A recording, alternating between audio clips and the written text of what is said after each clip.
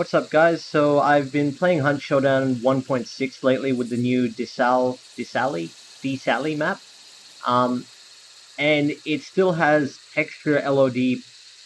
I don't even know if I could call it pop-in or more like morphing textures, like LOD morphing, changing literally the entire texture for things changing at certain distances. And the settings are a bit lackluster in the in-game options. So if I show you here, object quality is what controls level of detail, LOD, and detail geometry, but the geometry doesn't just include rocks and terrain, it also includes bushes. And the detail geometry is not just adding or taking away detail, it's changing the entire texture, the structure of bushes and trees, which is just frustrating and ruins immersion. And rather than the high setting behaving like you'd expect high to, which is improving the overall distance and quality, it kind of does that, but at the same time, the way you play can actually mean that high is worse than low, or low is worse than high, depending on your playstyle. So if you're a long-range player, high is worse than low.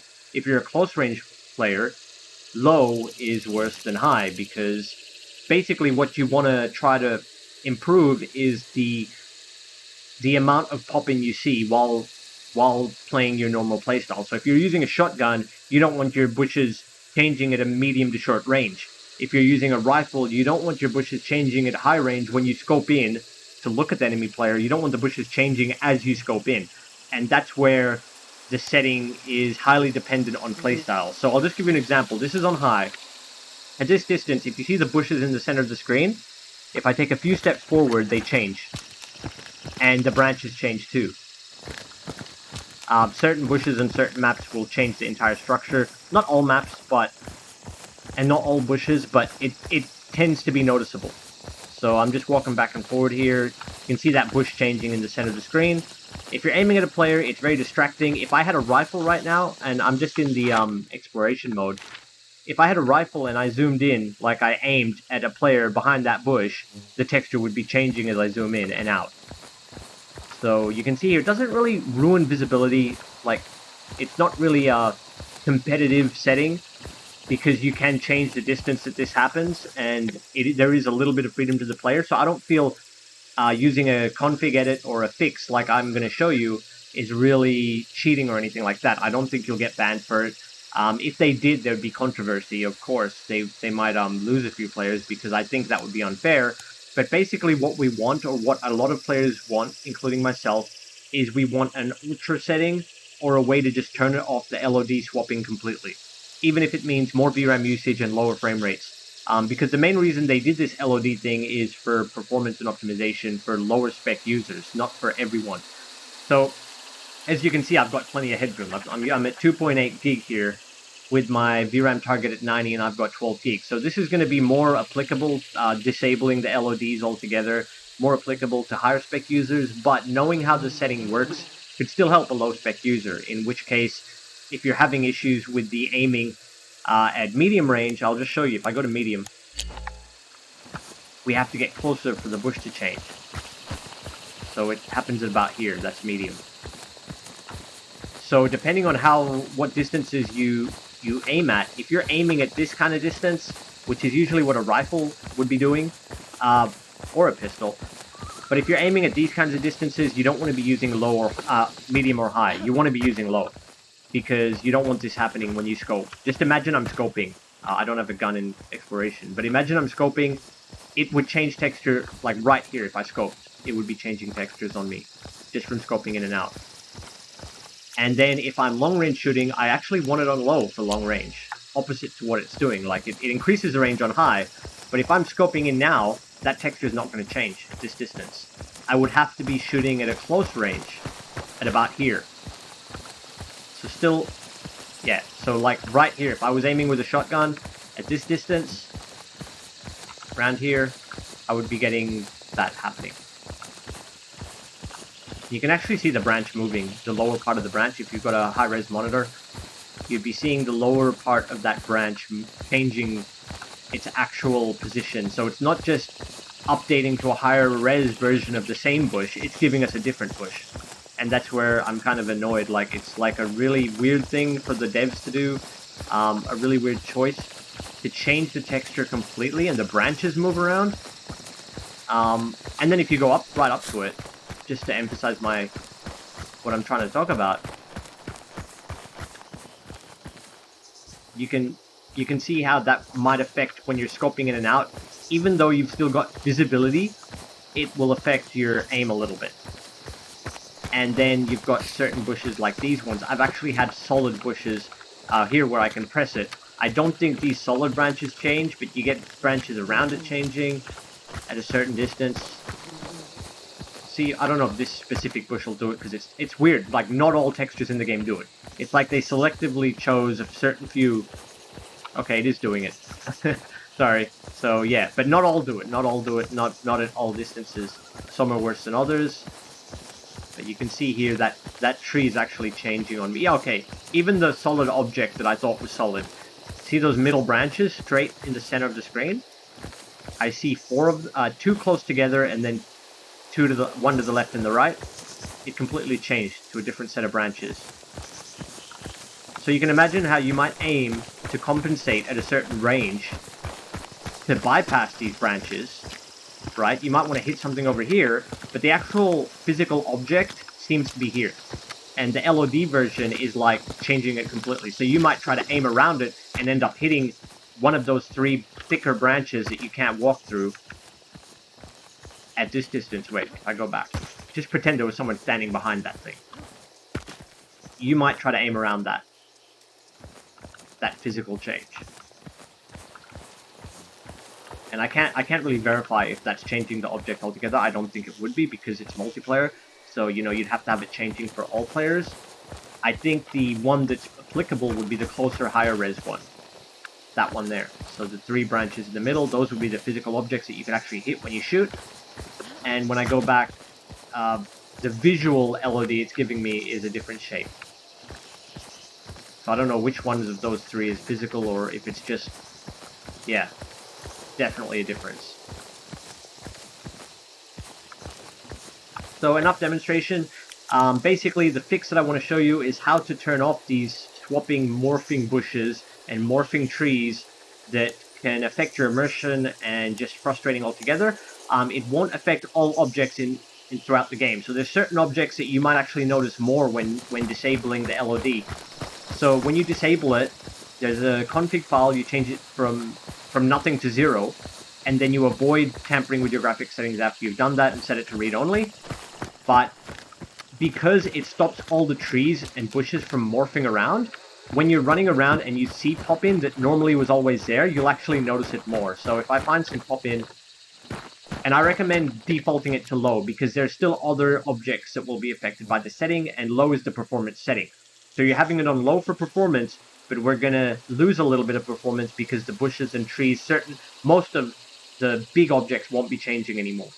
So you still don't want the small objects spawning in all the time, because you'll get a performance hit. But if you do like the small objects, then just keep it on high for when you modify the setting. But whatever you have it on, don't change it after you've modified the config file. So if I can just find a object, I don't know if they're loaded in on exploration mode actually. You might see an object pop in. I don't know if this map's been optimized. It could be optimized better. Certain ground objects that don't impact the gameplay whatsoever, they don't impact combat, might pop in more noticeably when your trees and foliage are nice. So when the trees and foliage are staying how they are, you'll notice that one texture popping in a bit more often. But it doesn't mean that it's broken the game or anything. Because I know someone commented on Reddit that, oh, well, he had more object pop in, but I think it's just due to the fact there's a bit of placebo going on, because you're seeing nothing else popping in. The one object that always did, is going to be far more noticeable. So anyway, I'm going to do the editing now. So we just looked at that bush. We're going to come back to these bushes. And I'm going to do this live on camera just to show you that I'm not doing any other type of, just how to do it, basically. Rather than clipping it and it's like jumping to different scenes and you have to hunt for what I did. So basically close the game down completely. Make sure your graphical options are how you have them. If you're still tweaking, if you're still wondering which settings should I use, I'll show you my settings. 90 field of view. If you want more visibility, you can set it all the way to the max, because when you scope in, it's separate. I don't know if it's actually in here, but when you scope in, it zooms in anyway. So if you zoom in a lot and you use scopes or whatever, higher field of view can help with spotting. But again, it gives you that fisheye feeling. I'm on ultra wide, so I use 90. If I was on a lower res monitor, I would actually consider going even lower. It just depends on your preference. But yeah, and anyway, these are the settings I use. So object quality low because it helps performance immensely. Depending on your CPU, if you've got a powerful 5000 series or like i7, i9, 9th or 10th gen plus for Intel, you could probably set this higher and you won't get impacted as much. But on a Ryzen 5 3600, object quality actually does hurt my frame rate a lot to set it up to high. Texture quality self-explanatory. SMAA, if you get blurring and you don't like the blurring, then go for 1x. But then you get a little bit more aliasing, like, which is the fuzzy, sharp, like, it looks like some objects are really sharp and kind of jagged moving as you pan around. Then 1TX is basically the best balance of removing those jaggies and performance, because 2TX also hurts performance too much and makes things even blurrier, because there's a little bit of blur added by TX. So that's just what I personal preference. Lighting and shadows low, obviously for performance and visibility. If you want atmosphere, turn them up, but at the same time, yeah, you do lose a little bit of performance to turn these settings up. And then effects is depth of field, motion blur, all of that. Keep them off if you're competitive. Post-processing is like your color range. I don't know what else it controls specifically because I haven't tinkered with the setting too much. I tried turning it off and I felt like I was getting less performance, but it could have been placebo. So basically I didn't really notice any large difference between off and high, but better colors is always better. It might be something like night maps that get more banding if you turn this off. I'm not sure. So I just leave it on high because it doesn't seem to hurt performance in a big way at all, at least on these specs.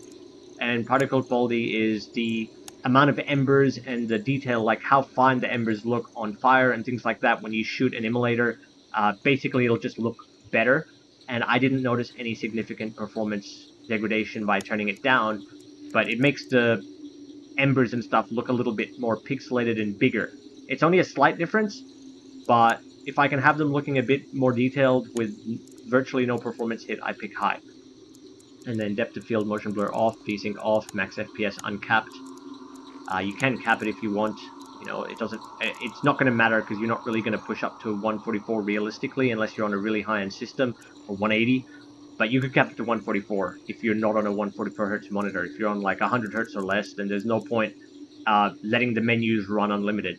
So as you can see here, my menu is running at 295 FPS, and it doesn't really cause the card to overheat or anything. You can see my temps are fine, but why run that high in the first place? If I cap it to 180, it's not going to hurt anything.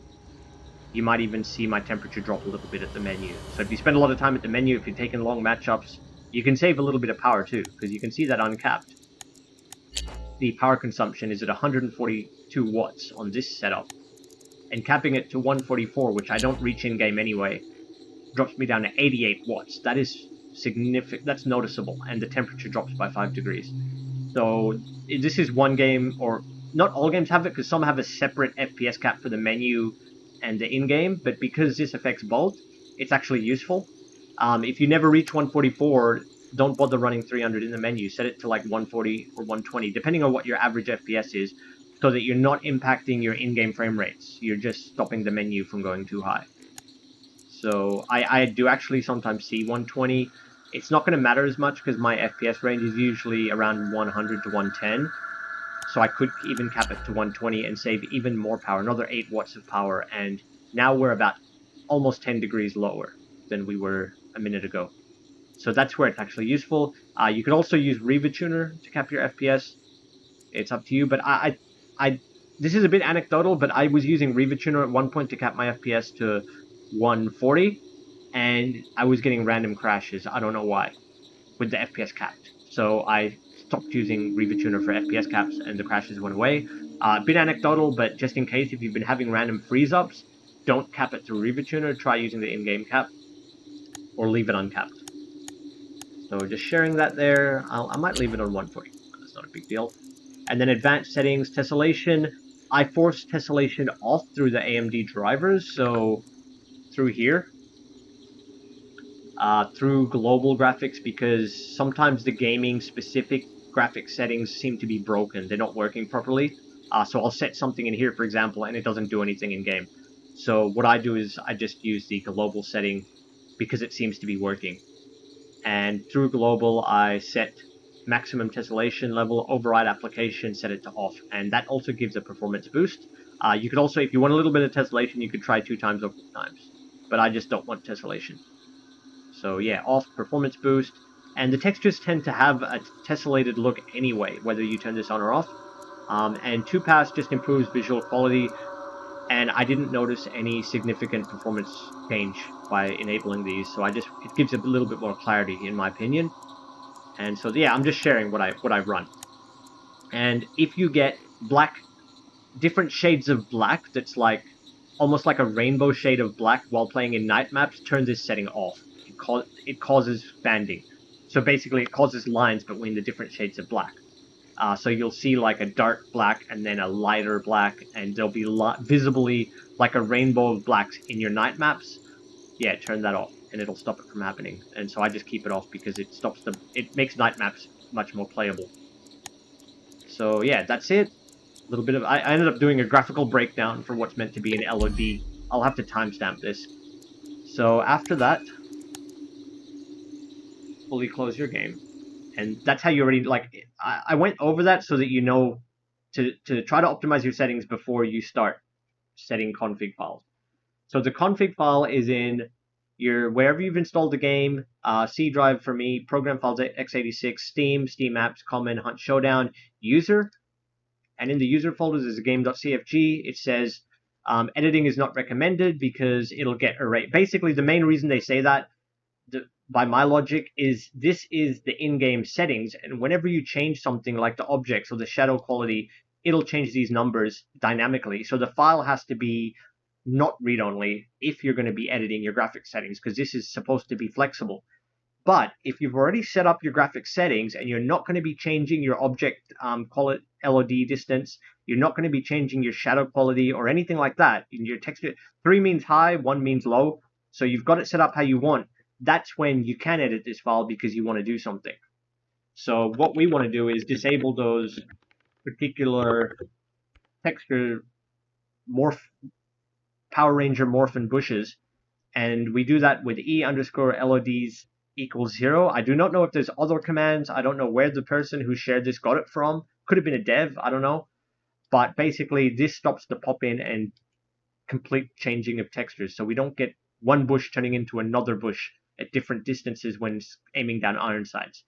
So eLODs 1, if you want the setting to stick so that it doesn't erase itself when you accidentally touch your graphics settings, your graphics settings won't do anything anymore, they won't work properly, but set this file to read-only, and to reverse the process, just remove the line and set it back to not read-only. So when first setting it, we add that line, e_LODs equals 0, save it, close that, and obviously open with Notepad. If you didn't know, you go open with and find Notepad. And after you've edited and added that line, go to right-click Properties and set it to read-only. That'll just stop the line from being erased, because if you mess with any of these settings, the LODs will get reset and that'll disappear. So that's why we set it to read-only. And now we'll go back into the exploration mode in Desal. I don't know if I'm saying that right. Desal, Pandesal. And we'll go back in and test those bushes for you guys, so you can take a look at what these bushes look like with eLODs 0. Because I know that there's posts on Reddit where some people have suggested it, but there's no one really testing it properly that I've seen. So maybe there is. When I googled it, I didn't get any videos coming up about the pop texture, Morphin texture bush thing. So I had to do a video to show people that you can actually fix this pop-in issue, especially if you've got a more powerful system with more VRAM. This can hurt your performance a lot. So if you're on a weaker, more budget system, I just recommend sticking with low and don't use this command, because you'll end up hurting your performance and possibly causing stutter. If you're on a higher spec system, what you want to do is also make sure you set your video memory a bit higher, as high as possible, basically, because your VRAM usage will go up using this setting, using the ELOD's 0 command. So we probably won't see the high VRAM usage in testing mode, in trials exploration mode. It won't go as high as in a real match where it goes up to 10 gig for me, but yeah, I'm just warning you about that. If you've got like a high VRAM card and you've tried lowering the VRAM usage target, you might actually want to increase it to stop stutters, because when the game is loading more higher quality textures all the time, your VRAM usage goes up, and if you've got that cap too low, it'll actually cause more swapping. So yeah, I set it all the way up to 90% on my 12 gigabyte 6700 XT. So anyway, where's the bush? It was just behind me. Wait a little bit for things to load in. Performance is still fairly decent. And this is what we wanted to see. That bush over there. These bushes. This is somewhere you'd actually aim, and you don't want your iron sights changing the bush all the time. So shadows came in, so that's a shadow quality thing. I don't know if we can change the shadow draw-in distance. The shadows going onto the bush, but the bush itself is not changing anymore. It's not morphing into another bush. And look at the trees, they're not doing it either. So if we go back down here, we were actually looking at this tree here with the solid, hopefully you were on track with me before, but these 3 solid branches, these 3, were changing into different branches before, and that could actually affect where you're aiming, like you're aiming at a texture that doesn't exist as a physical object.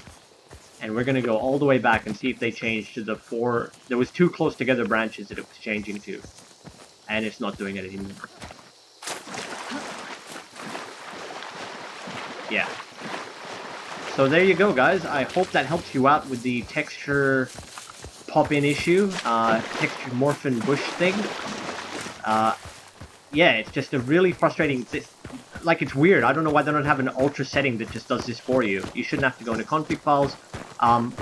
Again, if you ask, can you get in trouble for this? I don't believe so. I think the devs would be incredibly unfair to do that to people with higher spec systems, because it's no different to running low versus high object quality. If you can change the LOD by changing a setting, why can't you increase it even higher just so that you don't have pop-in for immersion purposes and for aiming purposes, in terms of how you can actually end up at a disadvantage for having high object quality.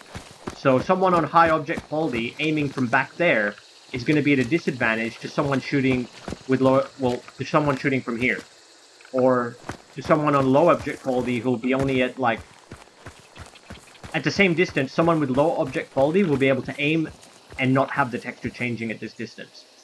So if low versus high can already cause a competitive disadvantage, I don't see why you can't just turn it off, which is like the other end. But anyway, for me, I'm just going to use the setting, and if I get in trouble for it, I'll make like a video, and we'll see if lots of people back me up on it. I think they should just have an ultra setting for people that don't want the pop-in. And even low-spec users don't like the pop-in. So if they want to sacrifice 10 FPS and have a tiny bit of stutter, then that should be up to them. But anyway, at least you can see now we're not getting any horrible pop-in anymore. It is like I can't reproduce it. So we're going to run down here. I'm just going to do this last test. I'm just going to run down here. You're going to see if any of the trees are changing. And, ooh, there was like one really, really far away, but that might have been not LOD. That was an actual tree loading in. But most of you know by now that if you've been playing Hunt at all, I should have been having tons of texture pop in already, just running down this road. This is how Hunt should be, by default. But, yeah. Thanks for watching, guys, and happy hunting. Happy hunting. See ya.